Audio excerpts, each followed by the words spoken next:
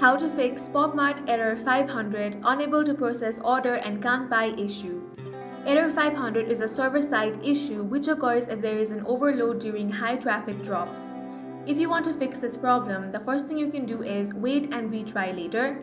You can also check Popmart's official Instagram or WeChat for downtime updates. Next thing you want to do is log out and log back in. Go to your Popmart app or website. Now sign out completely. After that, enter your credentials and then log back in. This refreshes your session and often bypasses corrupted login data that causes the 500 error.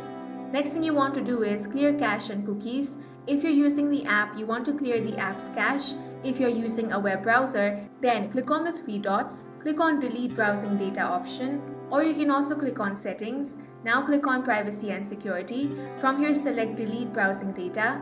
Now check all of these three boxes. For time range, select All Time, then click on Delete Data. Now you want to check if your problem is fixed. If it is still not fixed and you want to contact Popmart customer support, for that head all the way down. You will find the option of Chat with Us. You can click on that, or you can also send them an email, and in this way you can fix this problem. And that's it for this video. If you found it useful, make sure to hit the like button and subscribe for more videos like this.